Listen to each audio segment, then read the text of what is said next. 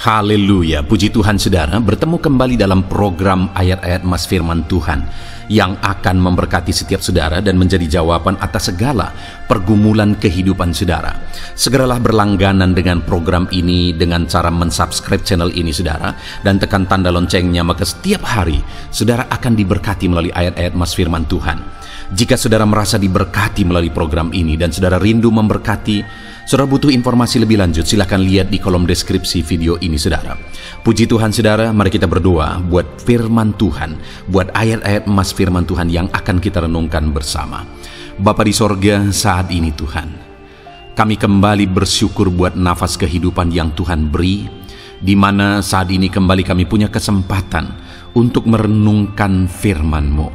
Berkati kami melalui firman-Mu, teguhkan kami melalui firman-Mu, hiburkan kami melalui firman-Mu, dan terangi jalan kami melalui firman-Mu. Berkati setiap anak-anak-Mu, jamah hati setiap anak-anak-Mu ya Tuhan, untuk siap ditaburi oleh firman-Mu, dan Kau mengurapi hamba dalam menyampaikan firman-Mu. Dalam nama Tuhan Yesus kami renungkan firman Tuhan. Haleluya, amin.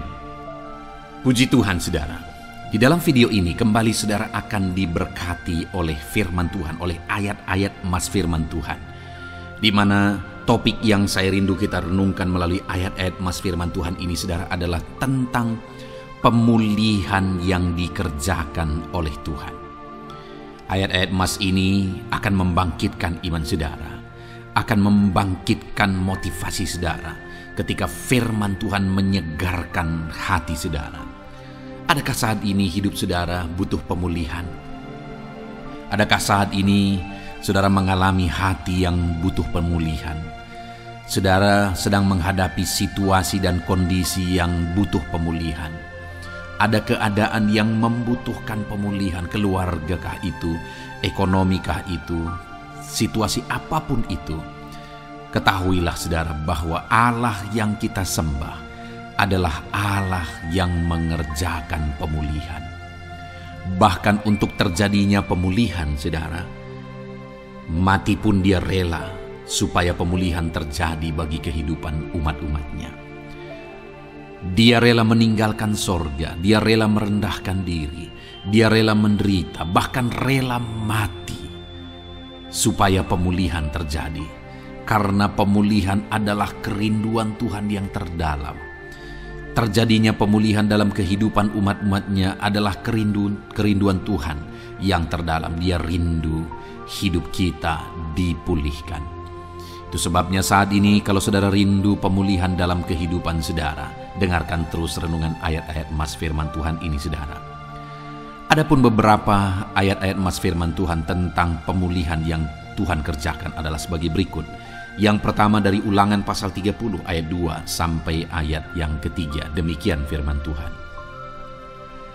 Dan apabila engkau berbalik kepada Tuhan Allahmu dan mendengarkan suaranya sesuai dengan segala yang kuperintahkan kepadamu pada hari ini, baik engkau maupun anak-anakmu dengan segenap hatimu dan dengan segenap jiwamu, maka Tuhan Allahmu akan memulihkan keadaanmu dan akan menyayangi engkau. Ia akan mengumpulkan engkau kembali dari segala bangsa di mana Tuhan Allahmu telah menyerahkan engkau. Saudara, konteks dari firman Tuhan ini, dari ayat Mas Firman Tuhan ini adalah di mana umat-umat Tuhan telah tercerai-berai, umat-umat Tuhan telah diserahkan.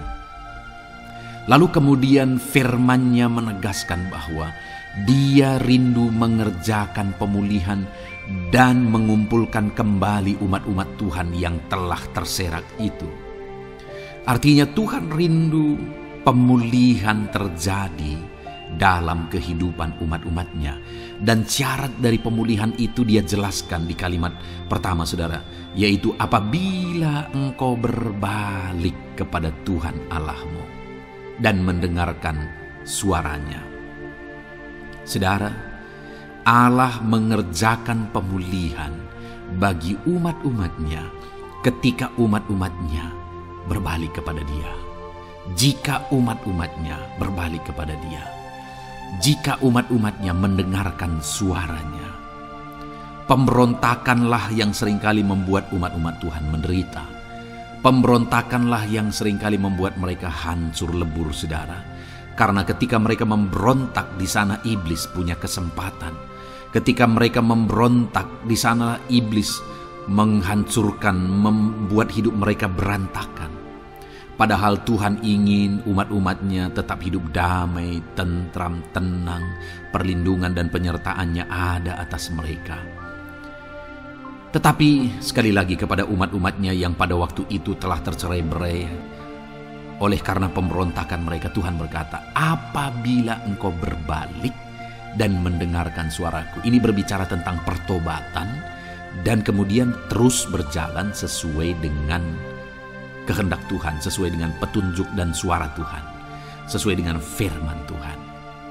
Jadi saudara, kalau kita rindu pemulihan demi pemulihan terjadi dalam kehidupan kita, maka dua hal yang harus kita lakukan menurut Ulangan pasal yang ke-20 ayat 2-3 ini, saudara, bahwa kita harus mengalami pertobatan.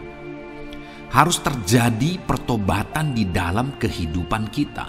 Lalu kemudian setelah kita bertobat, dalam perjalanan hidup kita, kita berjalan dan melangkah mendengarkan suaranya, mentaati suaranya.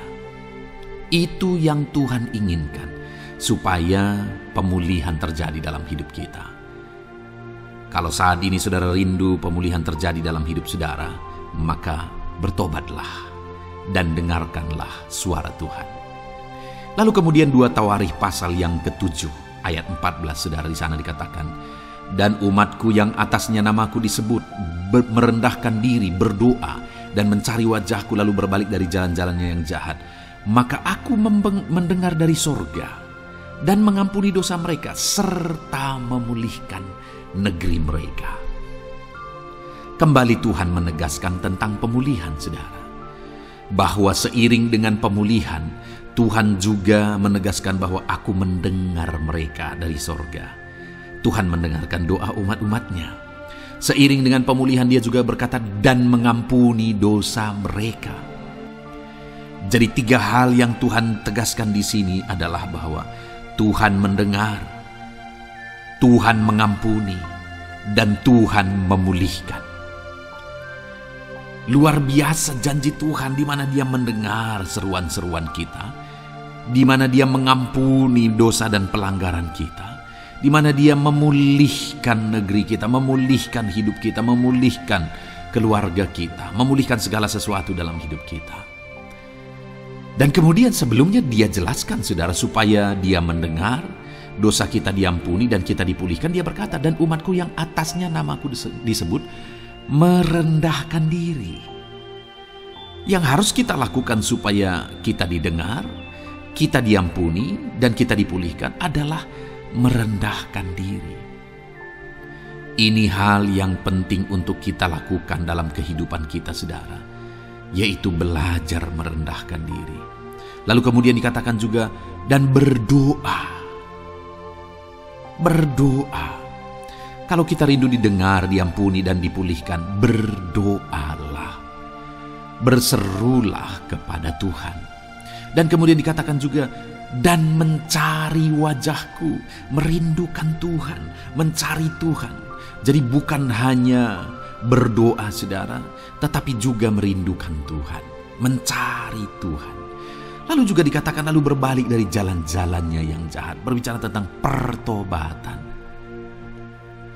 Jadi kalau kita rindu supaya kita didengar oleh Tuhan, supaya kita diampuni oleh Tuhan, dan kita dipulihkan oleh Tuhan, maka dalam perjalanan hidup kita belajar merendahkan diri, hiduplah berdoa, carilah wajah Tuhan, lalu berbalik atau bertobatlah, alami pertobatan. Maka Tuhan berkata, dia menegaskan, maka aku akan mendengar dari sorga, mengampuni dosa mereka, serta memulihkan negeri mereka. Tuhan dengar, Tuhan ampuni, Tuhan pulihkan setiap saudara. Ayat selanjutnya, saudara, adalah Ayub pasal 42 ayat yang ke-10. Demikian firman Tuhan. Lalu Tuhan memulihkan keadaan Ayub. Setelah ia meminta doa untuk sahabat-sahabatnya, dan Tuhan memberikan kepada Ayub 2 kali lipat dari segala kepunyaannya dahulu. Saudara, Di sini dikatakan Tuhan memulihkan keadaan Ayub. Tetapi kalau kita lihat saudara, pemulihan ini terjadi bukan tadinya 1, lalu kemudian jadi 0, lalu dipulihkan jadi 1, bukan. Tapi pemulihan yang Tuhan kerjakan di sini adalah bahwa tadinya 1, lalu Tuhan pulihkan jadi 2. Itulah pemulihan yang Tuhan kerjakan dalam konteks ini, saudara. Tadinya 1, tapi Tuhan pulihkan jadi 2. Dan itu terjadi ketika Ayub meminta doa untuk sahabat-sahabatnya. Di mana sahabat-sahabatnya dalam konteks kita Ayub adalah sahabat-sahabat yang bukan mendukung dia, malah mempersalahkan dia dalam penderitaan yang dia alami. Mereka menghakimi, mereka menuduh, menyakiti hati Ayub. Tetapi namun demikian, Ayub mendoakan mereka. Ketika Ayub mampu mendoakan mereka sekalipun mereka menyakiti hatinya, Tuhan memulihkan keadaan Ayub. Kalau engkau mampu mengampuni, engkau mampu mendoakan orang-orang lain, bahkan orang-orang yang menyakiti hati saudara, maka saudara akan melihat berkat Tuhan, pemulihan daripada Tuhan terjadi dalam hidup saudara. Mazmur 126 ayat 1 dikatakan di sana, nyanyian ziarah. Ketika Tuhan memulihkan keadaan Sion, keadaan kita seperti orang-orang bermimpi.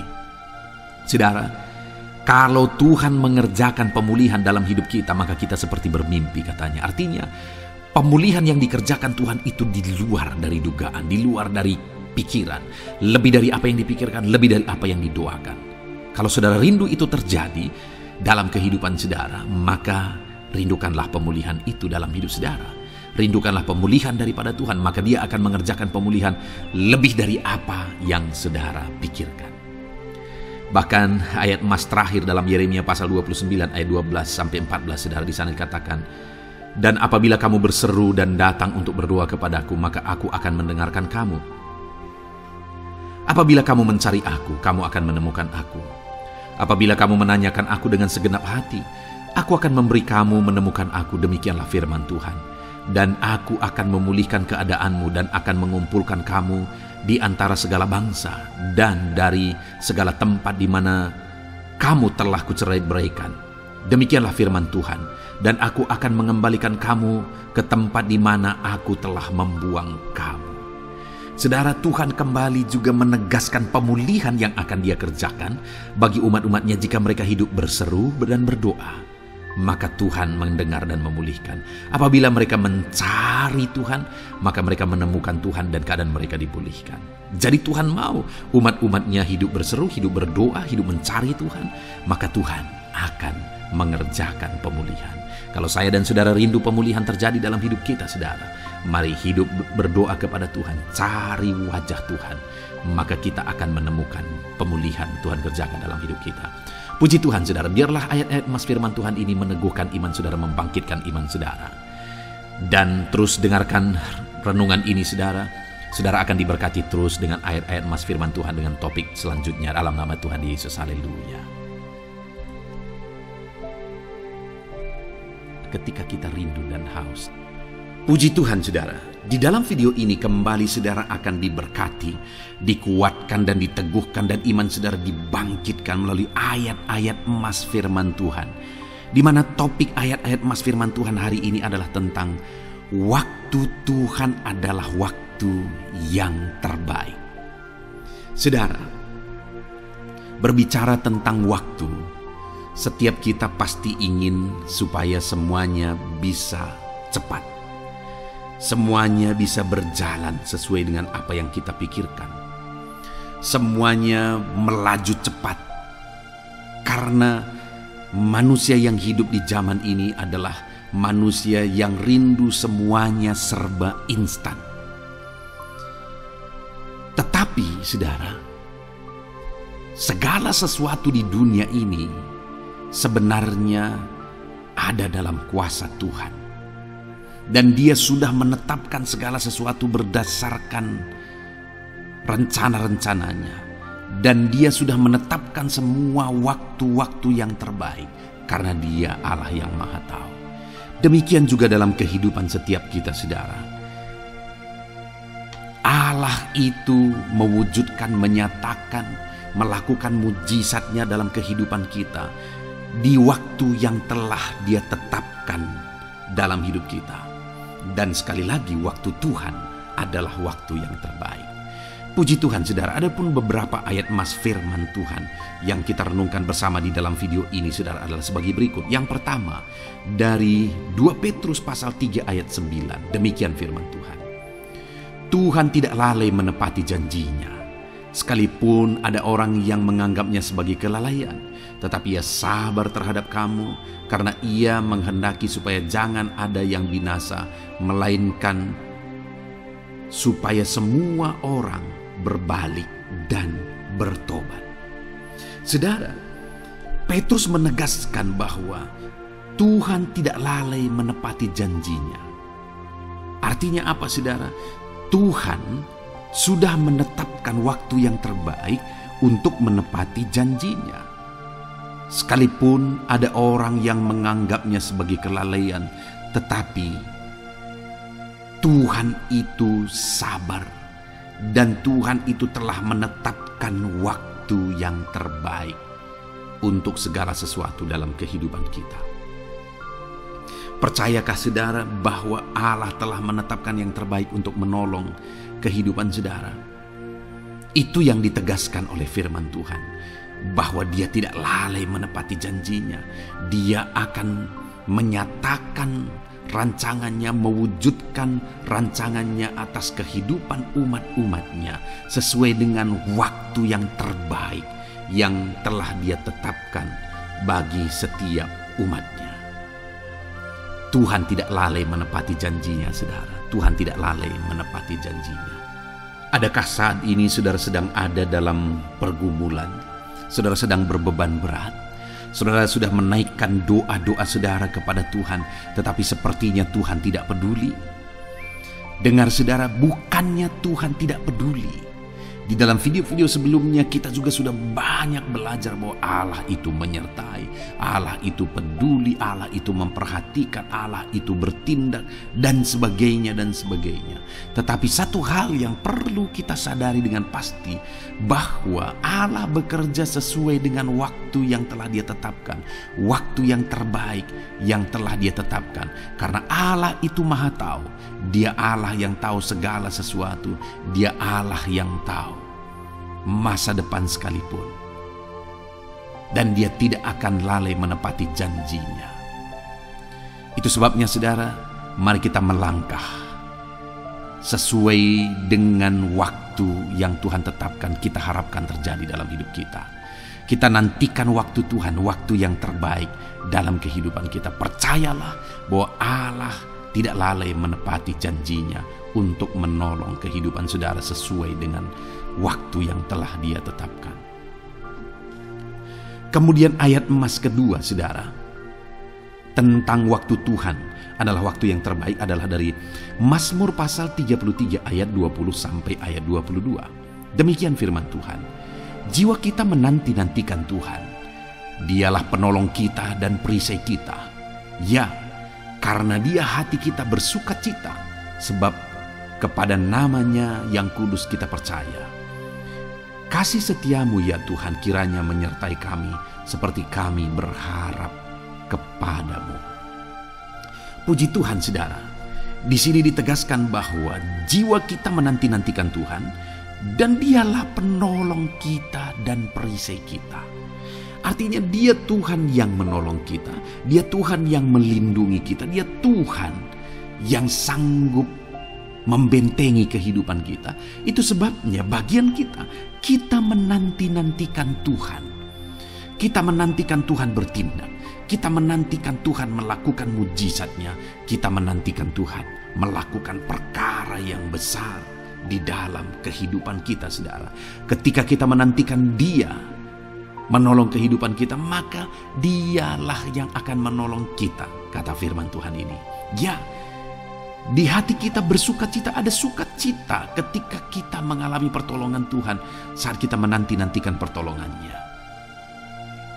Itu sebabnya saudara, dalam perjalanan kehidupan kita, mari kita nantikan Tuhan untuk menolong kehidupan kita, maka kita akan menyaksikan pertolongan Tuhan dinyatakan di dalam kehidupan kita. Kemudian ayat emas selanjutnya saudara adalah dari Yesaya pasal 30 ayat 18, demikian firman Tuhan. Sebab itu Tuhan menanti-nantikan saatnya hendak menunjukkan kasih setianya kepada kamu. Sebab itu ia bangkit hendak menyayangi kamu, sebab Tuhan adalah Allah yang adil. Berbahagialah semua orang yang menanti-nantikan Dia. Wow, saudara, ini ayat firman Tuhan yang sungguh indah. Karena dikatakan sebab itu Tuhan menanti-nantikan saatnya hendak menunjukkan kasih setianya kepadamu. Tahukah saudara bahwa Tuhan begitu rindu, Dia menanti-nantikan kapan Dia hendak menunjukkan kasih setianya kepada setiap kita, saudara. Allah rindu menyatakan mujizatnya. Allah rindu menyatakan campur tangannya di dalam kehidupan kita. Bagian kita adalah nantikan pertolongan Tuhan, nantikan Allah bertindak, nantikan Tuhan menyatakan mujizatnya di dalam kehidupan kita. Maka kita akan menyaksikan sesuai dengan janji-janjinya bahwa Dia Allah yang menunjukkan kasih setianya. Dia Allah yang menyatakan sukacita dan kebahagiaannya kepada setiap kita, saudara. Puji Tuhan, saudara. Ayat selanjutnya tentang pertolongan Tuhan tepat pada waktunya. Waktu Tuhan adalah waktu yang terbaik. Adalah dari Pengkhotbah pasal 3 ayat 11, di mana di sana dikatakan, Ia membuat segala sesuatu indah pada waktunya. Bahkan Ia memberi kekekalan dalam hati mereka. Tetapi manusia tidak dapat menyelami pekerjaan yang dilakukan Allah dari awal sampai akhir. Saudara, di dalam pengkhotbah ini ditegaskan bahwa Ia membuat segala sesuatu indah pada waktunya. Allah itu bertindak, Allah itu bekerja, Allah itu menyatakan pertolongannya indah pada waktunya. Segala sesuatu dibuatnya indah pada waktunya. Hanya yang menjadi masalahnya adalah bahwa manusia tidak dapat memahaminya. Manusia tidak dapat memahami pekerjaan yang dilakukan Allah dari awal sampai akhir. Dia Allah yang menjadikan segala sesuatu indah pada waktunya dalam hidup saudara. Adakah saat ini saudara merasa suram kehidupan saudara? Allah akan menjadikan segala sesuatu indah pada waktunya. Saudara akan melihat bagaimana Tuhan berkarya, Tuhan bekerja indah pada waktunya. Puji Tuhan, saudara. Ayat terakhir tentang waktu Tuhan, waktu yang terbaik adalah dari Galatia pasal 6 ayat 9, di mana di sana dikatakan, janganlah kita jemu-jemu berbuat baik, karena apabila sudah datang waktunya kita akan menuai jika kita tidak menjadi lemah. Saudara, akan datang waktunya kita akan menuai, kata firman Tuhan. Akan datang waktunya kita akan melihat pertolongan Tuhan. Kita akan melihat mujizat Tuhan. Akan datang waktunya. Bagian kita, saudara, jangan jemu-jemu berbuat baik. Karena apabila sudah datang waktunya, kita akan menuai. Saudara, jangan berjemu-jemu berbuat baik. Kalau saudara rindu mengalami pertolongan Tuhan tepat pada waktunya, kalau saudara rindu Tuhan menolong kehidupan saudara, mari jangan jemu-jemu berbuat baik. Jangan jemu-jemu mencari Tuhan, melakukan yang terbaik dalam kehidupan setiap saudara. Puji Tuhan, saudara, kita sungguh bersyukur buat ayat-ayat mas firman Tuhan yang telah memberkati setiap kita, saudara. Saya percaya kita terus merindukan ayat-ayat mas firman Tuhan yang menjadi jawaban bagi segala pergumulan kita, saudara. Puji Tuhan, saudara, biarlah firman Tuhan ini meneguhkan setiap saudara. Dan kita akan terus mendengarkan renungan ayat-ayat mas firman Tuhan dalam topik yang lain. Mari siapkan terus hati dan pikiran saudara, biarlah terus Tuhan memberkati kehidupan saudara. Dalam nama Tuhan Yesus Kristus. Haleluya. Jalanan kehidupan saudara. Puji Tuhan, saudara. Di dalam video ini saudara akan kembali diberkati melalui ayat-ayat emas firman Tuhan tentang jawaban doa, di mana melalui renungan ayat-ayat emas ini iman saudara akan dikuatkan Dan percayalah bahwa doa-doa saudara akan dijawab oleh Tuhan. Adakah saat ini saudara sedang ada dalam pergumulan doa, beban saudara berat, ada doa-doa yang sedang saudara naikkan di hadapan Tuhan? Dengar saudara, Tuhan Allah kita akan menjawab doa-doa kita. Ayat-ayat emas firman Tuhan ini akan menguatkan iman saudara, bahwa doa-doa saudara dipedulikan oleh Tuhan dan dijawab oleh Tuhan. Adapun beberapa ayat-ayat emas firman Tuhan tentang jawaban doa adalah sebagai berikut saudara. Yang pertama, Markus pasal yang ke-11 ayat 24, di mana dikatakan di sana bahwa karena itu aku berkata kepadamu, apa saja yang kamu minta dan doakan, percayalah bahwa kamu telah menerimanya, maka hal itu akan diberikan kepadamu. Saudara, di dalam ayat yang pertama ini ditegaskan bahwa iman dan kepercayaan kita itu yang akan Tuhan lihat, itu yang akan menjadi dasar Tuhan mengerjakan apa yang kita mohonkan, apa yang kita doakan kepada Dia. Karena dikatakan, apa saja yang kita minta dan doakan, percayalah bahwa kamu telah menerimanya, maka hal itu akan diberikan kepadamu. Jadi bagaimana supaya jawaban dari doa kita itu diberikan kepada kita? Bagaimana supaya kita menerima jawaban doa kita itu?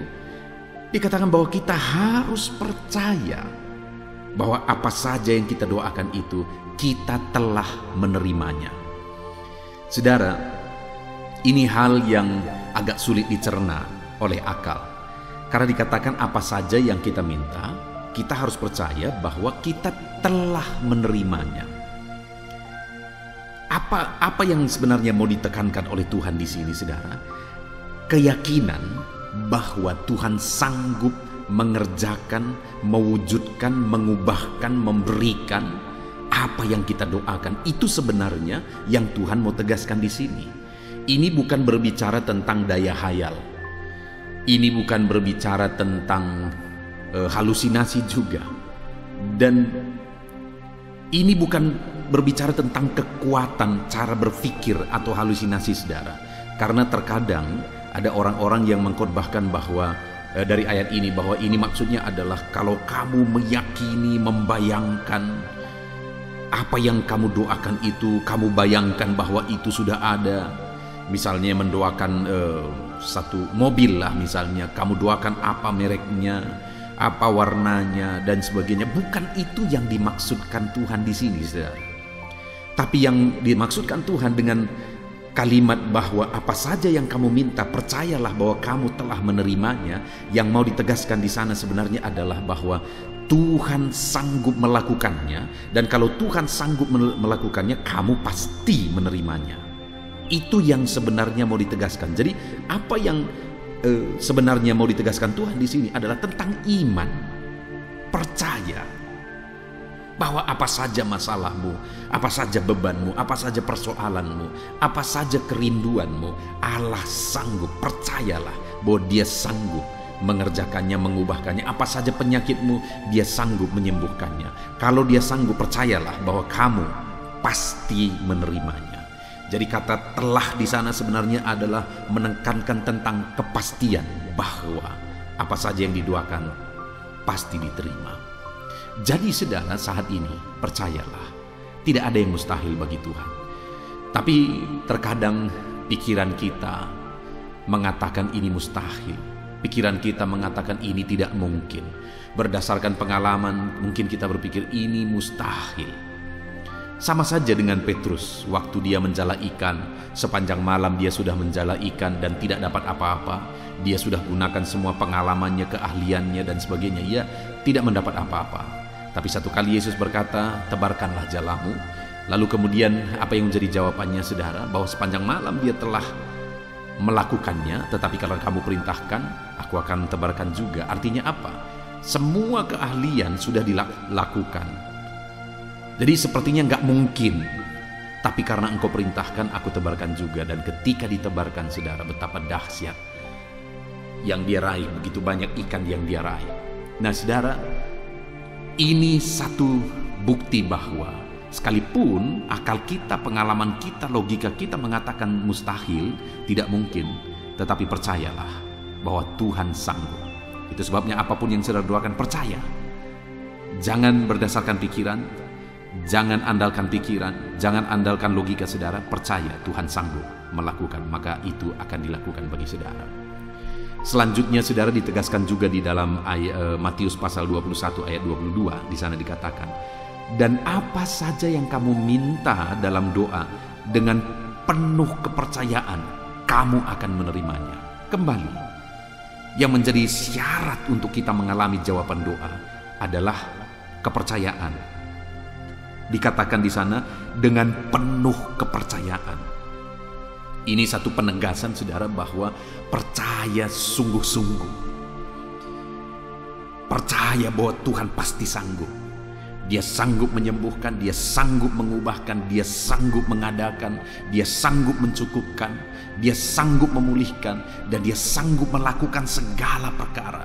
Percaya penuh, percaya total bahwa Allah kita sanggup. Percayalah, tidak ada yang mustahil bagi Tuhan. Dalam pengalaman hidup saya saudara, dalam melayani Tuhan, saya mengalami bahwa dalam perjalanan kehidupan saya menghadapi begitu banyak hal yang sepertinya mustahil secara logika, secara pikiran, ini mustahil. Tetapi Tuhan selalu punya cara. Tuhan selalu sanggup, Tuhan selalu berkuasa. Itu sebabnya percaya penuh. Hari ini saya mau menegaskan kepada saudara, kalau saudara rindu menerima jawaban-jawaban doa dalam kehidupan saudara, percaya penuh bahwa apa yang saudara doakan itu saudara akan menerimanya, karena Tuhan kita berkuasa untuk mewujudkan, untuk menjawab doa-doa kita. Selanjutnya di dalam Yakobus pasal 5 ayat 14-16 saudara, di sana dikatakan, kalau ada seorang di antara kamu yang sakit, baiklah ia memanggil para penatua jemaat supaya mereka mendoakan dia serta mengolesnya dengan minyak dalam nama Tuhan. Dan doa yang lahir dari iman akan menyelamatkan orang sakit itu, dan Tuhan akan membangkitkan dia. Dan jika ia telah berbuat dosa, maka dosanya itu akan diampuni. Karena itu hendaklah kamu saling mengaku dosamu dan saling mendoakan supaya kamu sembuh. Doa orang benar bila dengan yakin didoakan sangat besar kuasanya. Saudara, kalimat terakhir itu dikatakan bahwa doa orang benar bila dengan yakin didoakan sangat besar kuasanya. Sangat besar kuasa doa saudara. Kenapa? Karena tidak terbatas. Apa saja bisa terjadi melalui doa. Apa saja bisa terwujud melalui doa. Allah bisa mengerjakan apa saja melalui doa. Tetapi sekali lagi, yang ditegaskan di sana adalah doa yang seperti apa yang berkuasa? Doa yang dipanjatkan dengan penuh keyakinan. Iman kembali. Jadi doa tidak akan pernah bisa terlepas dari iman. Bahkan dikatakan ayat 15 itu saudara, bahwa doa yang lahir dari iman akan menyelamatkan orang sakit itu, dan Tuhan akan menyembuhkan dia. Doa yang lahir dari iman itu akan mengerjakan keselamatan. Itu akan membuat Allah menyatakan mujizatnya, mengerjakan keselamatan, menyatakan kesembuhan. Dan dikatakan orang berdosa sekalipun diampuni ketika ada doa yang lahir dari iman dipanjatkan kepada Tuhan. Nah, itu sebabnya saudara, doa itu harus dipanjatkan dalam iman dan keyakinan. Percaya bahwa Tuhan sanggup menyembuhkan, percaya bahwa Tuhan sanggup melakukan mujizat, percaya bahwa Tuhan sanggup jawab doa-doa. Di Filipi pasal yang keempat ayat 6-7 saudara, di sana dikatakan, janganlah hendaknya kamu khawatir tentang apapun juga, tetapi nyatakanlah dalam segala hal keinginanmu kepada Allah dalam doa dan permohonan dengan ucapan syukur. Damai sejahtera Allah yang melampaui segala akal akan memelihara hati dan pikiranmu dalam Kristus Yesus. Nah saudara, di sini ditegaskan bahwa bagaimana supaya apa yang menjadi keinginanmu yang kamu utarakan kepada Allah itu akan diwujudkan. Permohonanmu itu akan terwujud. Dikatakan jangan khawatir. Jangan hidup dalam kekhawatiran, tetapi berdoalah naikkan permohonan kepada Tuhan. Maka dengan demikian dikatakan bahwa damai sejahtera Allah yang melampaui segala akal memelihara hati dan pikiranmu. Engkau akan hidup dalam kedamaian, kesejahteraan daripada Tuhan. Kenapa? Karena Tuhan akan menyatakan mujizatnya. Karena Tuhan akan menjawab. Jangan khawatir, percaya saja. Jangan ragu, jangan bimbang, percaya bahwa Allah kita sanggup melakukan mujizatnya.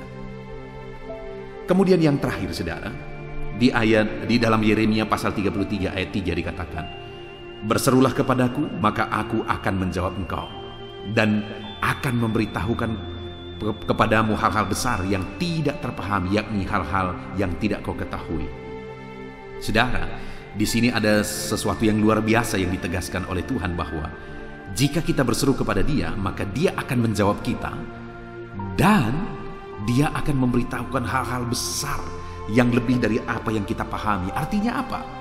Kalau kita berdoa dan berseru kepada Tuhan, maka Dia akan menjawab kita dan Dia akan menyatakan perkara-perkara besar lebih dari apa yang kita pikirkan. Kalau saudara hidup dalam doa dengan penuh iman dan keyakinan, maka lebih dari apa yang saudara pikirkan Allah sanggup wujudkan. Itu yang mau ditegaskan oleh firman Tuhan ini saudara. Jadi hari ini mari kita naikkan doa dengan iman. Mari kita naikkan doa dengan penuh keyakinan. Jangan bimbang, jangan ragu. Apa yang saudara doakan, yakinlah bahwa Tuhan sanggup menjawab doa saudara. Maka dengan demikian saudara akan melihat betapa dahsyat Tuhan melakukan perkara yang besar lebih dari apa yang saudara pikirkan. Dia menyatakan dan mewujudkan perkara besar lebih dari apa yang saudara doakan. Puji Tuhan saudara, kita sungguh bersyukur buat firman Tuhan ini. Saya berdoa biarlah iman saudara dibangkitkan ketika saudara menaikkan doa-doa saudara di hadapan Tuhan. Kita bersyukur buat firman Tuhan ini. Imani firman Tuhan ini saudara, dan hiduplah dalam iman. Percaya bahwa Tuhan menjawab doa saudara. Hiduplah dalam doa dan percayalah doa-doa saudara dijawab oleh Tuhan. Kita bersyukur buat firman Tuhan yang telah kita renungkan tentang doa dan iman terhadap doa-doa kita, bahwa doa kita pasti dijawab oleh Tuhan. Puji Tuhan saudara, kita akan lanjutkan lagi dengan ayat-ayat emas yang lain, dengan topik yang baru lagi. Dengarkan terus renungan ini saudara. Haleluya, haleluya.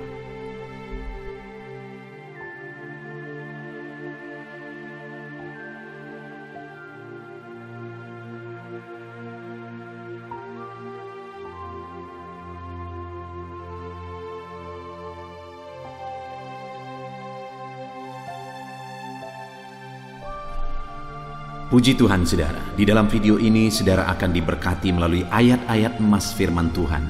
Bagaimana kita menang di dalam pencobaan. Saudara, dalam perjalanan kehidupan manusia, manusia akan selalu berhadapan dengan pencobaan demi pencobaan. Akan selalu saja ada pencobaan-pencobaan yang menerpa kehidupan manusia, termasuk orang-orang yang sudah percaya saudara. Akan ada selalu pencobaan dalam berbagai bentuk yang bisa menerpa kehidupan kita sebagai orang-orang percaya. Nah itu sebabnya saudara, kita perlu belajar bagaimana supaya kita terhindar dari pencobaan. Ataupun mungkin kalau Tuhan izinkan pencobaan itu kita alami, bagaimana supaya kita menang terhadap pencobaan-pencobaan yang kita alami di dalam kehidupan kita. Mungkin saat ini saudara sedang menghadapi satu pencobaan. Apakah itu masalah, apakah itu penyakit, apakah itu persoalan, atau apapun bentuk pencobaan yang sedang saudara hadapi. Saat ini saudara perlu firman Tuhan. Bagaimana supaya saudara menang atas semua pencobaan yang saudara hadapi. Kalau pencobaan itu mungkin saat ini masih sedang menerpa saudara, dan Allah belum melakukan mujizat, bagaimana supaya saudara kuat sampai pada akhirnya saudara menang atas segala pencobaan itu saudara. Kerinduan dan harapannya melalui renungan ayat-ayat emas ini, saudara memahami bagaimana saudara menghadapi pencobaan, dan saudara memahami bagaimana saudara menang terhadap pencobaan. Bahkan saudara memahami juga bagaimana supaya saudara terhindar dari segala pencobaan. Kerinduannya supaya melalui renungan ini saudara, pada akhirnya saudara menjadi pemenang-pemenang atas segala pencobaan hidup yang Tuhan izinkan saudara alami. Dan saya rindu mendengar kesaksian saudara setelah saudara mendengarkan renungan firman Tuhan ini. Bagaimana saudara menang atas pencobaan yang saudara hadapi di dalam kehidupan saudara. Ataupun mungkin selama ini saudara sudah menerapkan prinsip-prinsip kebenaran firman Tuhan yang akan kita belajar di dalam video ini. Dan kemudian saudara akhirnya menang atas pencobaan-pencobaan hidup yang saudara alami dalam kehidupan saudara. Silahkan saksikan di kolom komentar video ini saudara, sehingga anak-anak Tuhan yang lain akan dikuatkan melalui kesaksian saudara. Puji Tuhan saudara, adapun beberapa ayat-ayat emas firman Tuhan tentang bagaimana menang atas pencobaan adalah sebagai berikut. Yang pertama, dari Lukas pasal 22 ayat yang ke-40, demikian firman Tuhan. Setelah tiba di tempat itu, ia berkata kepada mereka, "Berdoalah supaya kamu jangan jatuh ke dalam pencobaan." Saudara, di ayat emas yang pertama ini, bagaimana menang atau terhindar dari pencobaan, bagaimana kuat dari pencobaan. Di sini dikatakan saudara, Yesus menegaskan kepada murid-muridnya, "Berdoalah supaya kamu jangan jatuh ke dalam pencobaan." Yesus memberi cara kepada murid-muridnya supaya mereka bisa terhindar dari pencobaan, di mana mereka ada banyak pencobaan yang akan menimpa murid-muridnya seperti yang dia alami. Tetapi Yesus juga mengajar murid-muridnya, selain dia akan memberi kemenangan bagi mereka melalui rohnya nanti setelah dia pergi ke sorga, tapi Yesus juga memberi penegasan kepada mereka supaya mereka terhindar dari pencobaan. Mereka perlu berdoa supaya terhindar dari pencobaan tersebut, supaya jangan jatuh ke dalam pencobaan tersebut. Saudara, di dalam kehidupan kita, selagi pencobaan bisa dihindari dari kehidupan kita, setiap kita pasti rindu supaya pencobaan itu dilalukan. Kalau pencobaan itu Tuhan kehendaki kita hadapi, ya kita rindu kekuatan sampai akhirnya kita menang.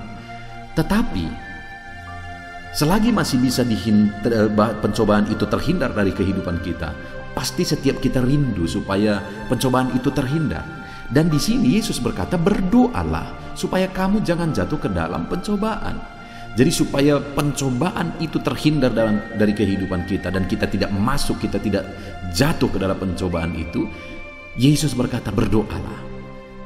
Jadi hari ini saudara, kita perlu berdoa supaya pencobaan itu tidak jatuh ke dalam diri kita, supaya kita tidak diterpa oleh pencobaan.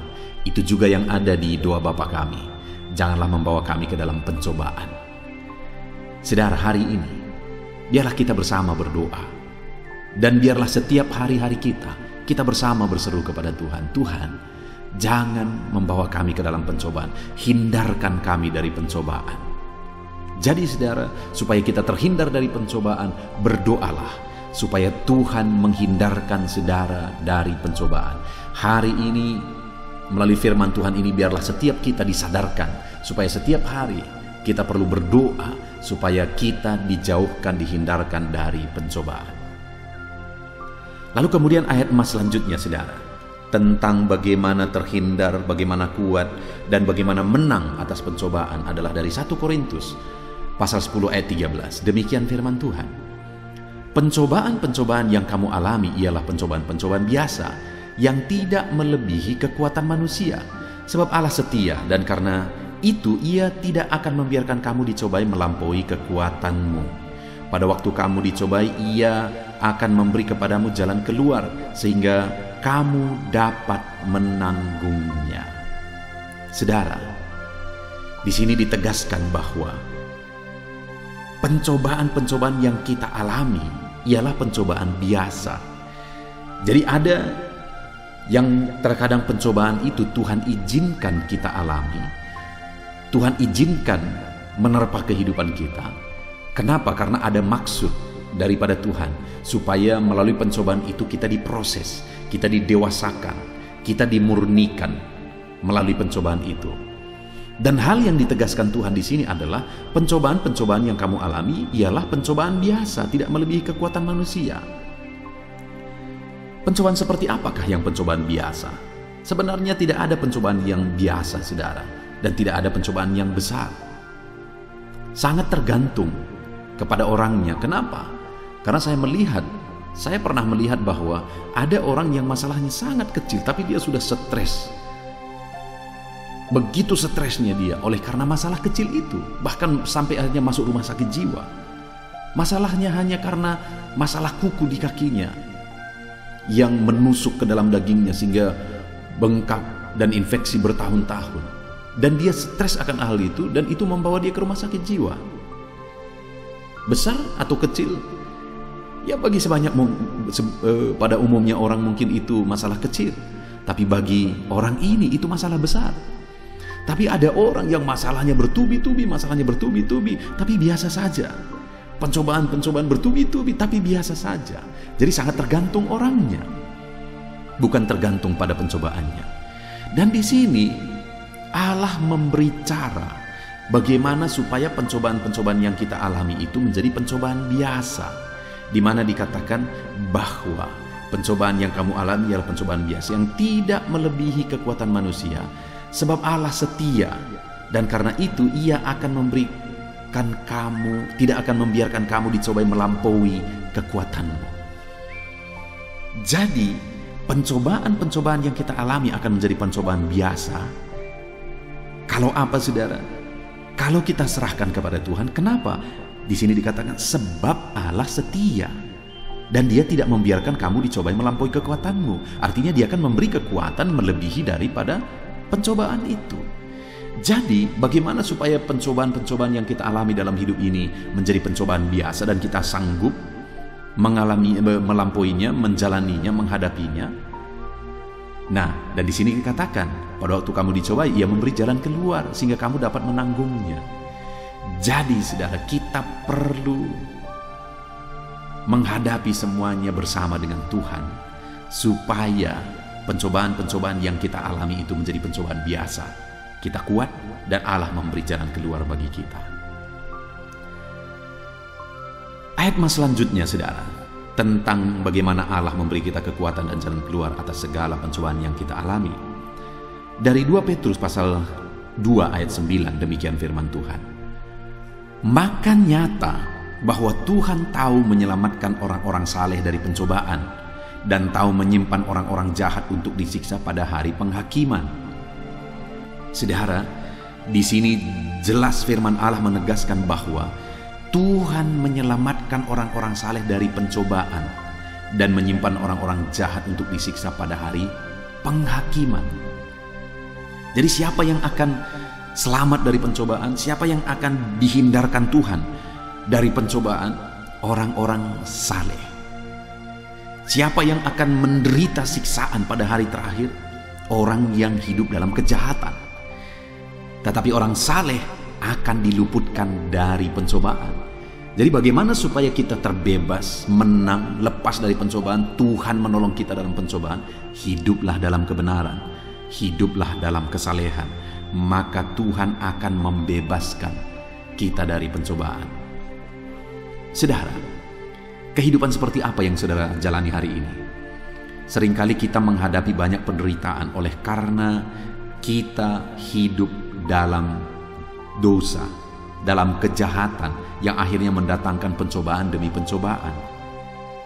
Sedangkan orang-orang yang hidup saleh, hidup benar, dihindarkan Tuhan dari pencobaan-pencobaan.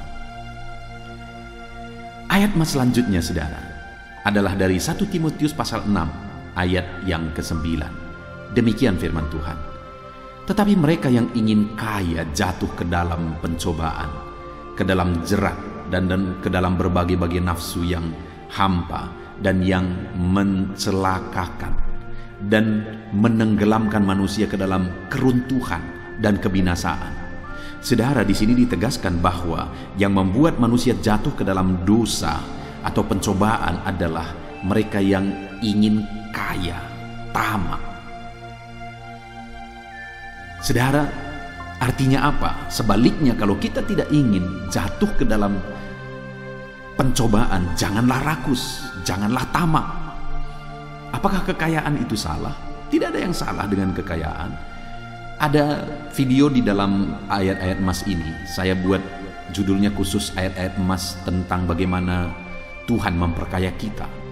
Artinya begitu banyak ayat-ayat yang menegaskan bahwa Tuhan mau kita kaya.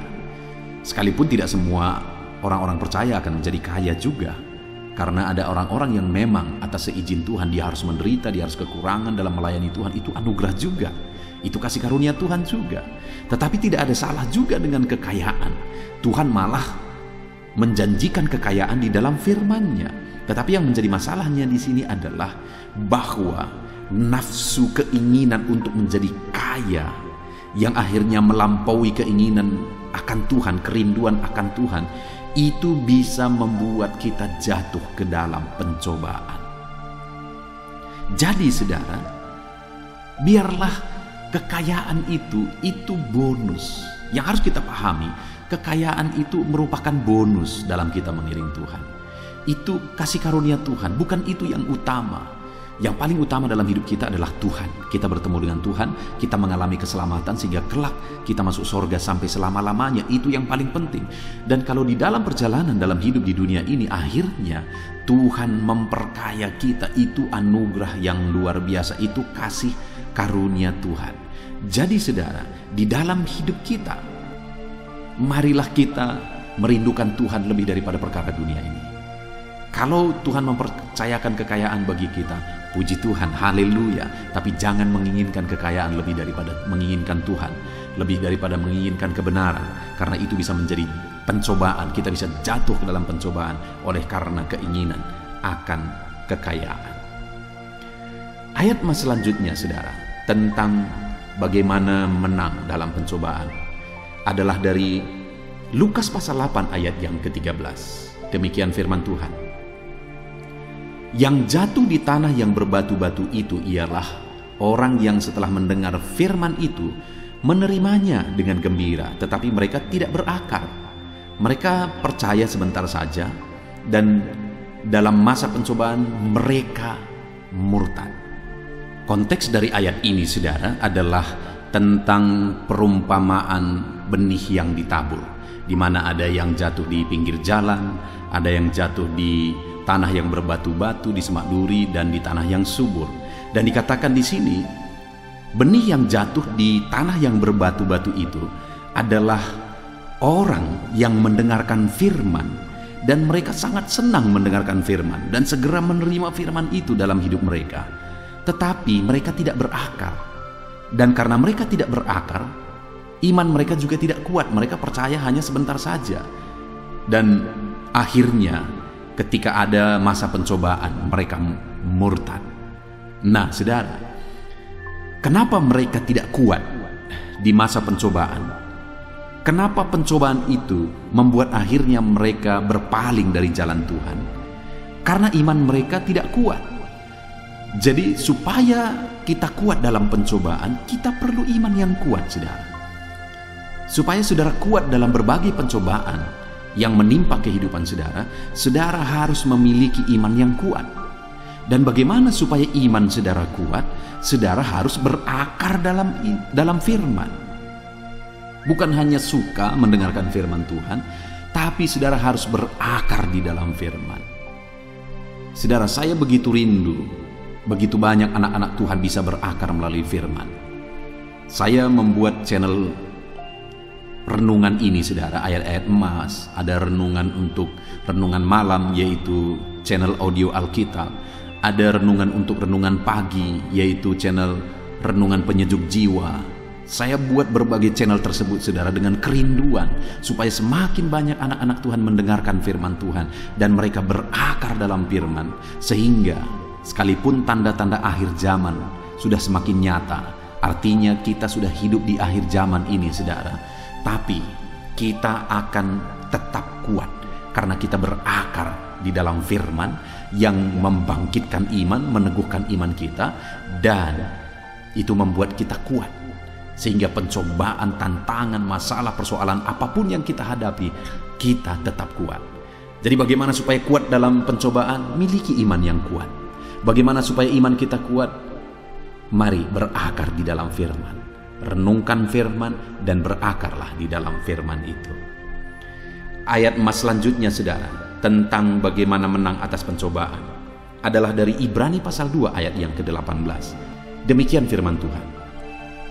Sebab oleh karena ia sendiri telah menderita karena pencobaan, maka ia dapat menolong mereka yang dicobai.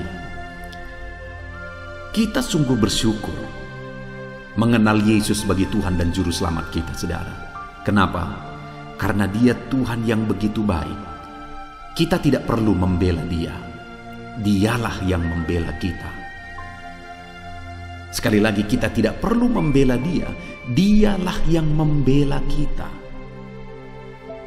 Dan ditegaskan di sini, saudara, bahwa Dia telah menderita pencobaan. Bahkan Dia mati di kayu salib. Dan ditegaskan bahwa Ia juga dapat menolong kita yang dicobai. Kenapa? Karena Dia sendiri merasakan.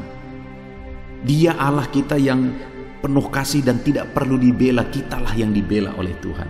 Itu sebabnya, saudara, kita sebagai orang Kristen tidak perlu kita mendemo supaya membela Tuhan kita, membela Alkitab, membela Yesus. Sekalipun seringkali Yesus dihina, agama kita dihina, nggak perlu dibela karena Tuhan kitalah yang membela kita. Kenapa? Dia Allah yang telah mengalami dan merasakan pencobaan, dan Dia pun mengerti bagaimana menolong kita yang dicobai. Jadi bagaimana supaya kita menang atas pencobaan? Berserahlah kepada Yesus yang telah dicobai dan akan menolong saudara dalam segala pencobaan saudara. Ayat emas selanjutnya, saudara, bagaimana menang atas pencobaan yang kita hadapi dalam hidup kita adalah dari Yakobus pasal 1 ayat 12. Demikian firman Tuhan. Berbahagialah orang yang bertahan dalam pencobaan, sebab apabila ia sudah tahan uji, ia akan menerima mahkota kehidupan yang dijanjikan Allah kepada barang siapa yang mengasihi Dia. Jadi, saudara, yang dibicarakan di sini adalah pencobaan di mana menderita bagi Yesus. Jika dalam hidup ini Tuhan izinkan kita mengalami pencobaan, harus menderita bagi Yesus, maka bertahanlah. Kenapa, saudara? Karena jika kita bertahan dan kita tahan uji, siap menderita bagi Yesus, kita akan menerima mahkota atas penderitaan yang harus kita tanggung demi iman kita kepada Yesus. Ada mahkota yang dijanjikan bagi setiap kita. Saya percaya, saudara, setiap kita rindu supaya kelak kita menerima mahkota yang mulia, dan itu akan dianugerahkan bagi orang-orang yang bertahan dalam berbagai-bagai pencobaan. Ayat mas terakhir tentang bagaimana menang atas pencobaan adalah dari 1 Petrus pasal 1 ayat 5 sampai ayat 6. Demikian firman Tuhan. Yaitu kamu yang dipelihara dalam kekuatan Allah karena imanmu, sementara kamu menantikan keselamatan yang telah tersedia untuk dinyatakan pada zaman akhir. Bergembiralah akan hal itu, sekalipun sekarang ini kamu seketika harus berduka cita oleh berbagai-bagai pencobaan.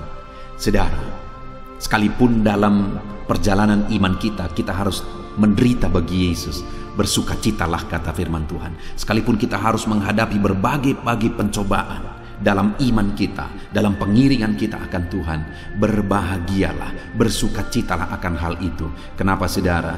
Karena ada upah yang akan menanti kita.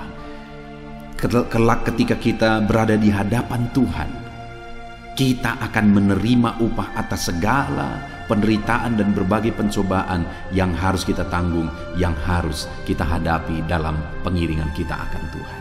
Puji Tuhan, saudara, kita sungguh bersyukur buat firman Tuhan, di mana kita sudah belajar melalui ayat-ayat emas firman Tuhan bagaimana kita menang atas segala pencobaan. Saya berdoa supaya saudara menang atas segala pencobaan yang saudara alami dalam hidup saudara. Dan mari kita berdoa kalau bisa pencobaan itu dihindarkan dari kehidupan kita. Tetapi kalau Tuhan izinkan, biarlah kita tetap kuat. Tuhanlah kekuatan kita dan kita akan menang atas pencobaan. Dan kalaupun Tuhan izinkan terus pencobaan itu ada pada kita, bertahanlah terus, karena ada upah yang akan kita terima kelak. Kita bersyukur buat firman Tuhan, bersyukur buat ayat-ayat emas ini, saudara. Mari kita berdoa. Saya rindu berdoa supaya saudara kuat atas segala pencobaan. Mari ambil sikap berdoa. Bapa di sorga, saat ini Tuhan, hamba berdoa bagi setiap anak-anak-Mu yang sedang mendengarkan video renungan ayat-ayat emas firman Tuhan tentang bagaimana kami menang atas pencobaan. Bapa yang baik, saat ini hamba berdoa bagi setiap anak-anak-Mu ini. Mungkin mereka saat ini sedang ditimpa oleh berbagai-bagai pencobaan. Mungkin ada masalah, ada persoalan, ada pencobaan yang mereka hadapi di dalam kehidupan mereka. Biarlah Tuhan yang memberi mereka kekuatan, Tuhan yang memberi mereka kemenangan atas segala pencobaan yang Kau izinkan mereka hadapi. Biarlah iman mereka semakin teguh. Berkati mereka Tuhan, kuatkan mereka, teguhkan mereka, beri mereka kemenangan atas segala pencobaan yang mereka hadapi. Dalam nama Tuhan Yesus Kristus kami berdoa. Haleluya. Amin. Puji Tuhan saudara, di dalam video ini saudara akan diberkati melalui ayat-ayat emas firman Tuhan tentang pemulihan yang Tuhan kerjakan di dalam kehidupan kita. Saudara, Allah yang kita sembah adalah Allah yang memulihkan. Dia rela mengorbankan segalanya demi memulihkan umat-umatnya. Dan hari ini pun saudara, apapun dan bagaimanapun keadaan saudara, Allah pasti memulihkan saudara, dan Allah sanggup memulihkan saudara. Itu sebabnya saat ini kalau saudara rindu mengalami pemulihan dikerjakan oleh Tuhan dari segala situasi kehidupan saudara, biarlah saat ini saudara sediakan waktu untuk merenungkan firman Tuhan. Mungkin saudara sedang sakit, butuh pemulihan dari Tuhan. Mungkin saudara sedang berbeban berat, butuh pemulihan dari Tuhan. Mungkin hati saudara sedang terluka, butuh pemulihan dari Tuhan. Atau apapun keadaan saudara saat ini yang merindukan pemulihan dari Tuhan, mari renungkan firman Tuhan saudara. Siapkan hati saudara supaya firman Tuhan benar-benar menguatkan saudara dan meyakinkan saudara bahwa Tuhan akan mengerjakan pemulihan di dalam kehidupan saudara. Saya rindu ke depan saya mendengar kesaksian dari saudara bagaimana Tuhan memulihkan kehidupan saudara setelah saudara menerapkan prinsip-prinsip firman Tuhan di dalam kehidupan saudara. Bahkan mungkin ada di antara saudara yang selama ini sudah menerapkan prinsip-prinsip kebenaran firman Tuhan yang kita akan belajar di dalam video ini saudara, dan kemudian Tuhan mengerjakan pemulihan di dalam kehidupan saudara. Silakan tuliskan kesaksian saudara bagaimana Tuhan memulihkan kehidupan saudara, supaya anak-anak Tuhan yang lain juga dikuatkan melalui kesaksian saudara. Silakan tuliskan kesaksian saudara di kolom komentar di bawah video ini, untuk menguatkan yang lain dan untuk jadi kemuliaan bagi nama Tuhan. Puji Tuhan saudara, adapun beberapa ayat-ayat emas firman Tuhan tentang pemulihan yang Tuhan kerjakan dalam kehidupan kita umat-umatnya adalah sebagai berikut. Yang pertama, yaitu dari Mazmur 126 ayat 1 sampai ayat yang kedua. Demikian firman Tuhan. Nyanyian ziarah. Ketika Tuhan memulihkan keadaan Sion, keadaan kita seperti orang-orang yang bermimpi. Pada waktu itu mulut kita penuh dengan tertawa dan lidah kita dengan sorak-sorai. Pada waktu itu berkatalah orang di antara bangsa-bangsa, Tuhan telah melakukan perkara besar kepada orang-orang ini. Di dalam Mazmur 126 ini saudara, pemazmur menegaskan bahwa ketika Tuhan memulihkan keadaan Sion, Sion adalah kata ganti untuk umat-umat Tuhan. Dan kalimat ini berkata ketika Tuhan memulihkan keadaan Sion, artinya bahwa ada waktu Tuhan mengerjakan pemulihan. Ada waktu Tuhan memulihkan umat-umatnya. Ada waktu, ada saat, ada ketika Tuhan tetapkan bahwa Dia pasti memulihkan kehidupan kita saudara. Kalaupun mungkin saat ini saudara merasakan sakit yang berkepanjangan, kalaupun mungkin saat ini saudara sedang dibebani oleh masalah dan persoalan yang berkepanjangan, tetapi dengar, ada waktu Tuhan pasti mengerjakan pemulihan jika kita hidup sebagaimana seharusnya sesuai dengan prinsip-prinsip firman Tuhan. Karena dikatakan di sini ketika Tuhan memulihkan keadaan Sion, ada waktu Tuhan mengadakan pemulihan bagi kita umat-umatnya. Pemulihan artinya perubahan. Kalau kita sakit, Dia kerjakan kesembuhan. Kalau kita berkekurangan, Dia cukupkan kita. Kalau kita sedang dibebani masalah, Dia angkat beban itu. Dia kerjakan pemulihan. Dan di dalam kalimat-kalimat ini, saudara, ditegaskan bahwa ketika Tuhan memulihkan keadaan Sion, keadaan kita seperti orang-orang yang bermimpi. Jika Tuhan mengerjakan pemulihan, maka keadaan kita seperti orang bermimpi. Artinya apa, saudara? Karena dahsyatnya, karena luar biasanya pemulihan yang dikerjakan oleh Tuhan, sampai-sampai kita percaya tidak percaya, saudara. Sampai-sampai kita merasa seperti bermimpi. Saking dahsyatnya Tuhan kerjakan pemulihan dalam hidup kita. Ketahuilah, saudara, bahwa jika Tuhan memulihkan kehidupan kita, seperti mimpi rasanya. Hal yang tidak kita pernah pikirkan Allah bisa kerjakan. Lebih dari apa yang saudara pernah doakan, apa yang pernah saudara pikirkan, Allah sanggup mengerjakan. Jika Dia telah mengerjakan pemulihan, itu bisa terjadi seakan-akan seperti bermimpi. Lalu ayat 2 tadi dikatakan pada waktu itu, maksudnya pada waktu pemulihan terjadi. Pada waktu itu mulut kita penuh dengan tertawa. Ketika Tuhan mengerjakan pemulihan, mulut kita penuh dengan tertawa. Mungkin saat ini saudara sedang menangis, tetapi ada waktunya tangisan itu akan berubah jadi tertawa ketika Tuhan mengerjakan pemulihan. Dan dikatakan juga, dan lidah kita dengan sorak-sorai. Mulut kita penuh dengan sorak-sorai. Artinya kita akan bersukacita atas pemulihan yang dikerjakan oleh Tuhan. Betapa dahsyat pemulihan itu, saudara. Bahkan dikatakan pada waktu itu, pada saat Tuhan mengerjakan pemulihan, berkatalah orang-orang di antara bangsa-bangsa. Apa yang dikatakan oleh mereka? Tuhan telah melakukan perkara besar kepada orang-orang ini. Bangsa-bangsa pun akan mengakui bahwa Tuhan mengerjakan pekerjaan besar dalam hidup umat-umatnya. Artinya orang-orang lain akan melihat apa yang Tuhan kerjakan, pemulihan yang Tuhan kerjakan. Dan pada saat itu mereka akan mengakui bahwa betapa dahsyat, betapa besar pemulihan yang Tuhan kerjakan di dalam kehidupan kita. Saudara, betapa dahsyatnya pemulihan itu sampai-sampai kita seperti bermimpi. Betapa dahsyatnya pemulihan itu sehingga mulut kita penuh dengan tertawa. Dan betapa dahsyatnya pemulihan itu sehingga orang-orang pun akan mengakui perkara besar Tuhan kerjakan dalam hidup kita. Itu sebabnya saat ini apa yang harus kita lakukan? Saudara, kalau saudara lihat dalam konteks ini, saudara, maka pemazmur mulai berkata, pulihkan keadaan kami ya Tuhan. Artinya apa? Berserulah untuk terjadinya pemulihan. Berdoalah. Yang harus saudara lakukan hari ini adalah berdoalah. Dalam hal apa saudara rindu Tuhan mengerjakan pemulihan? Berdoalah, berdoalah, dan berdoalah supaya Tuhan mengerjakan pemulihan sampai tiba waktunya Tuhan kerjakan pemulihan itu dalam hidup kita.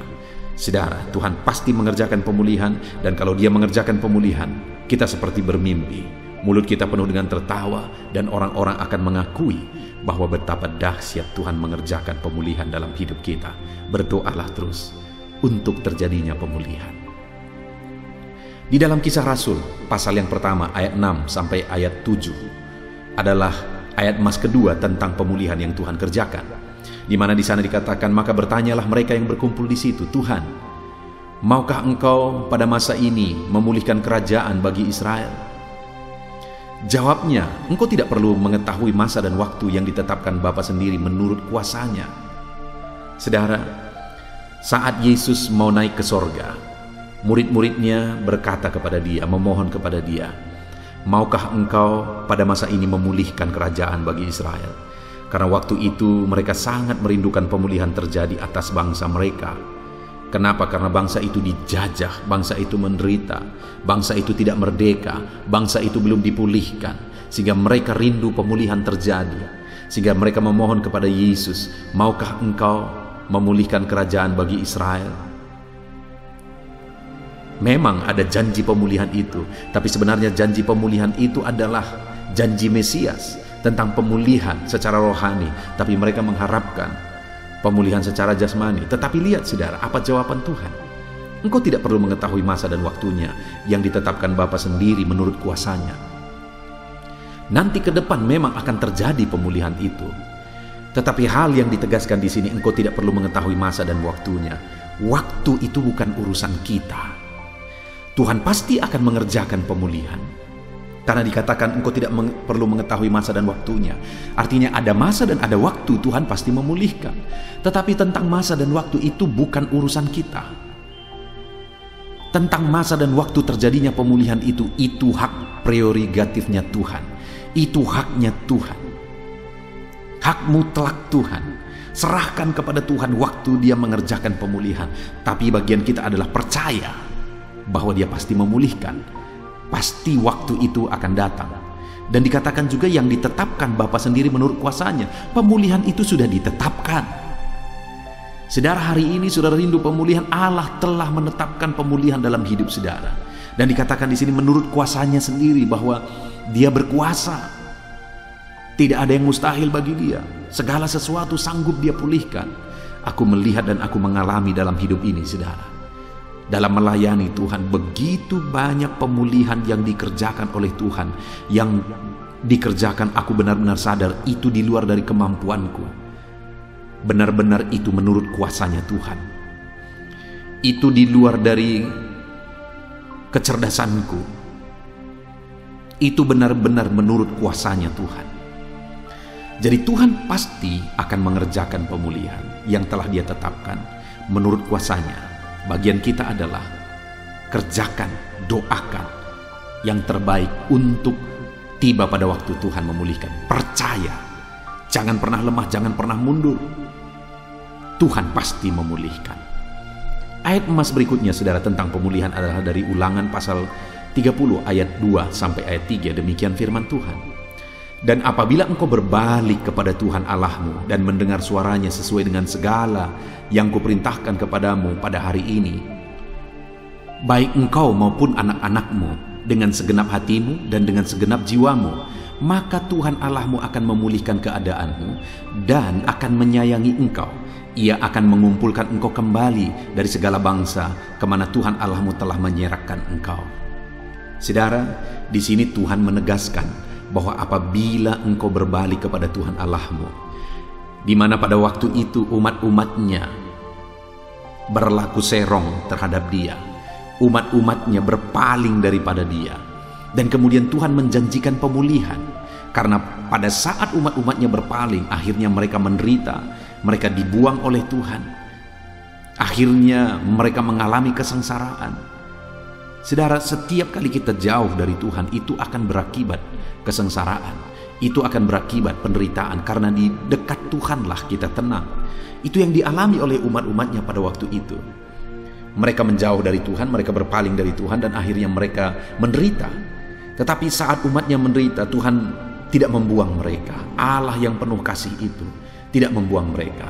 Tetapi Tuhan berkata bahwa apabila engkau berbalik kepada Tuhan Allahmu, jadi Tuhan menantikan pertobatan mereka.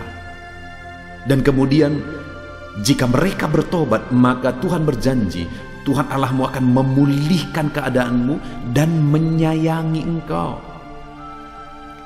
Jadi saat umat-umatnya berpaling, saat umat-umatnya bertobat, Allah berjanji bahwa Dia pasti akan memulihkan. Dia pasti akan menyayangi. Artinya, saudara, apa yang harus kita lakukan supaya kita mengalami pemulihan demi pemulihan? Alamilah pertobatan demi pertobatan. Dekatkan diri terus kepada Tuhan, karena di sana Allah akan mengerjakan pemulihan. Jauh dari Tuhan hanya akan berakibat penderitaan. Tetapi dekat dengan Tuhan, ada pemulihan yang Tuhan kerjakan di dalam kehidupan kita. Ayat emas selanjutnya tentang pemulihan yang Tuhan kerjakan, saudara, adalah dari 2 Tawarikh pasal 7 ayat yang ke-14. Demikian firman Tuhan. Dan umatku yang atasnya namaku disebut merendahkan diri, berdoa, mencari wajahku, lalu berbalik dari jalan-jalannya yang jahat, maka aku akan mendengarkan dari sorga dan mengampuni dosa mereka serta memulihkan negeri mereka. Kembali di sini saudara, Tuhan menjanjikan pemulihan, bahwa Dia akan memulihkan umat-umatnya, memulihkan negeri mereka. Tuhan mengampuni mereka, bahkan mendengar permohonan mereka. Dan itu akan terjadi jika apa saudara? Dikatakan umatku yang atasnya namaku disebut merendahkan diri.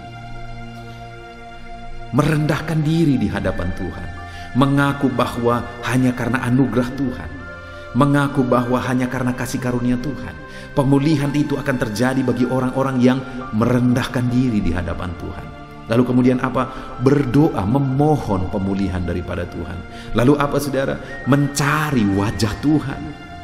Artinya rindu akan Tuhan, mencari wajahnya, dan kemudian berbalik dari jalan yang jahat. Maka Tuhan mengampuni dan Dia memulihkan. Jadi saudara, belajar merendahkan diri di hadapan Tuhan. Teruslah berdoa, cari wajahnya, dan berpaling dari jalan-jalan yang tidak benar. Selalu kita harus diproses untuk semakin baik, dan semakin baik di hadapan Tuhan.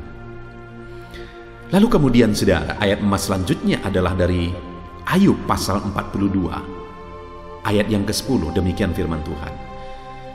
Lalu Tuhan memulihkan keadaan Ayub setelah ia meminta doa untuk sahabat-sahabatnya.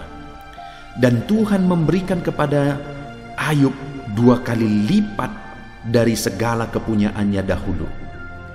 Saudara, di sini ditegaskan bahwa lalu Tuhan memulihkan keadaan Ayub setelah ia meminta doa untuk sahabat-sahabatnya. Jadi pada waktu itu saudara, Ayub yang sedang menderita, sahabat-sahabatnya datang, bukannya malah membantu Ayub, menghibur Ayub, tapi mereka malah menghakimi, menuduh, menghakimi, dan menghakimi Ayub. Sampai Tuhan pun marah kepada sahabat-sahabat Ayub. Dan waktu itu pengampunan Tuhan beri kepada sahabat-sahabat Ayub setelah Ayub berdoa bagi sahabat-sahabatnya. Jadi sahabat-sahabatnya yang seharusnya menolong dia malah menghakimi dia. Wajar saja kalau misalnya Ayub marah, Ayub benci, Ayub akar pahit, Ayub marah kepada sahabat-sahabatnya, sangat wajar. Tetapi pada waktu itu yang dilakukan oleh Ayub saudara, dia berdoa bagi sahabat-sahabatnya. Dan saat Ayub yang seharusnya membenci sahabatnya malah berdoa bagi sahabat-sahabatnya, Allah mengerjakan pemulihan dalam hidup Ayub. Saudara, terkadang kita banyak alasan untuk membenci orang lain, karena mungkin kita disakiti, kita diperlakukan tidak adil, kita tidak diperhatikan, dan sebagainya dan sebagainya. Tetapi dengar, jangan pernah membenci. Berdoalah bagi setiap orang-orang yang mengecewakan saudara, maka saat itulah pemulihan Tuhan kerjakan dalam hidup saudara.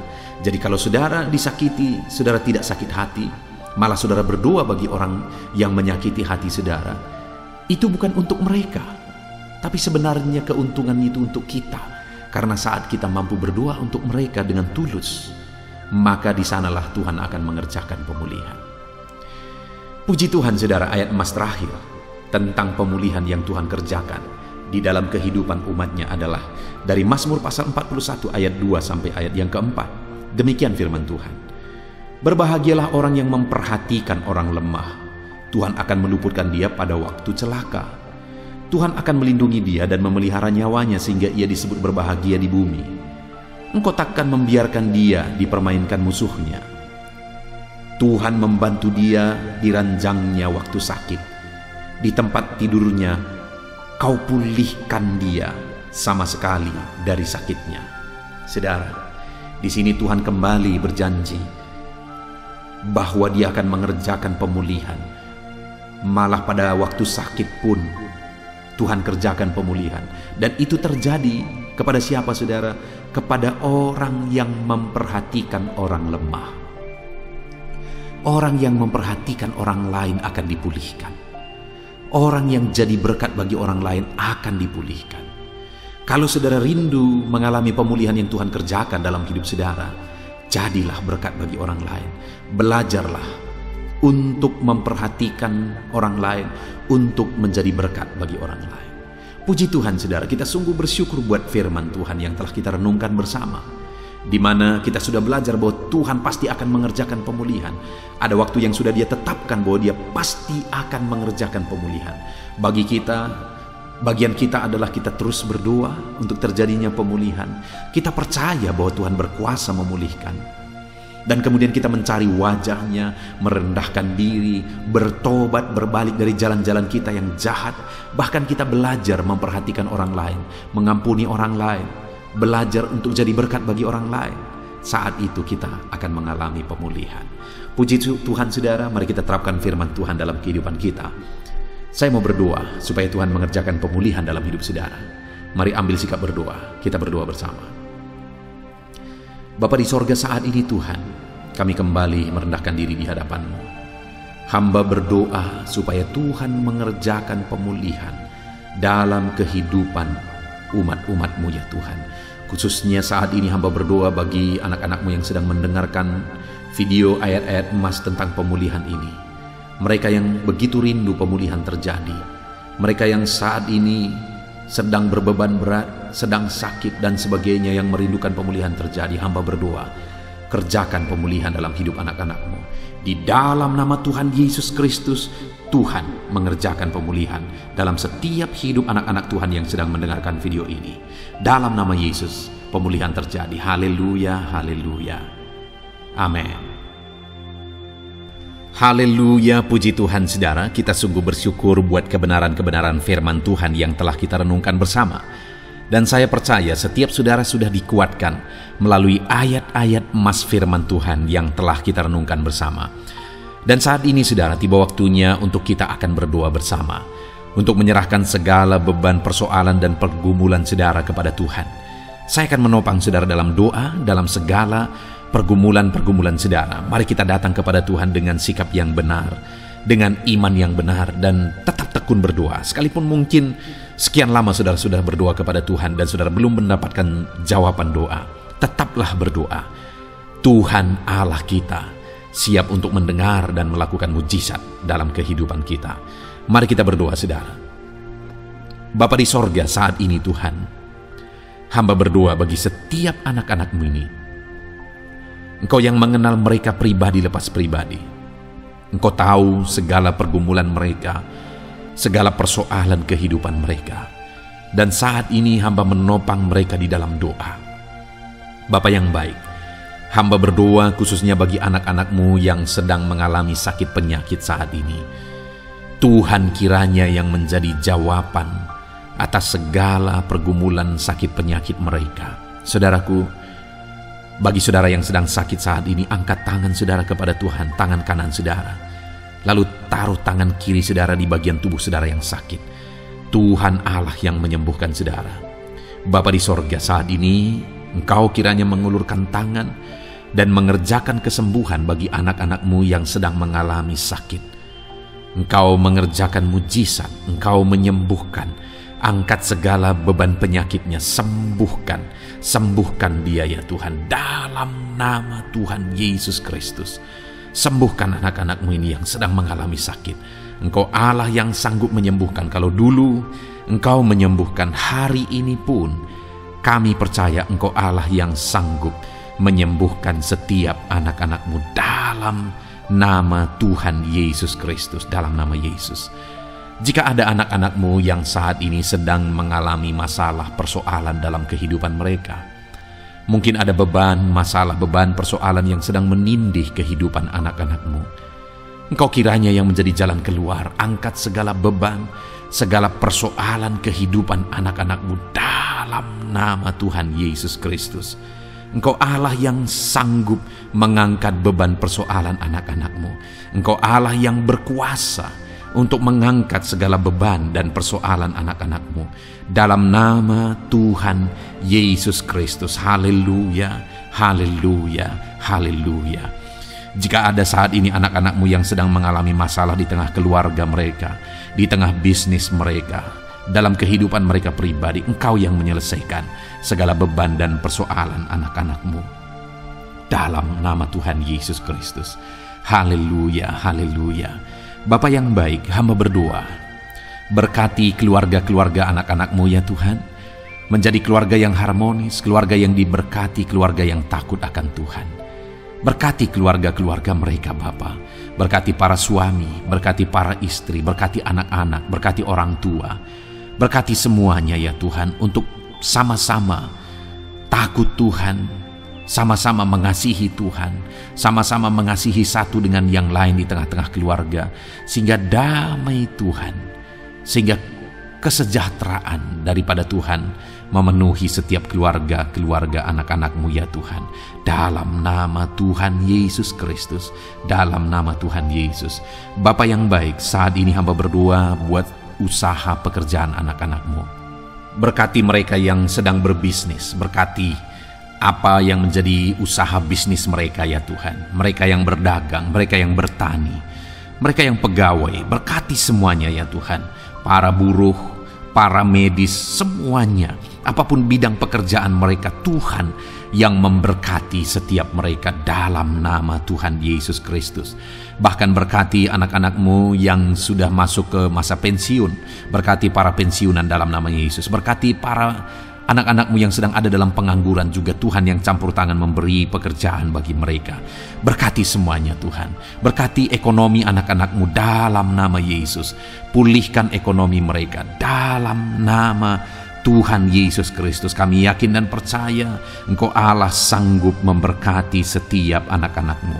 Terpujilah nama-Mu ya Tuhan. Engkau Allah yang memberkati setiap anak-anak-Mu, apapun yang menjadi persoalan mereka, apapun yang menjadi pergumulan mereka, profesi mereka, semuanya Tuhan memberkati. Apa yang menjadi kerinduan-kerinduan anak-anak-Mu, yang menjadi permohonan-permohonan mereka di hadapan-Mu, Engkau Allah yang menjawab mereka. Engkau Allah yang menjawab mereka dalam nama Tuhan Yesus. Terima kasih Bapa, inilah doa dan seruan kami.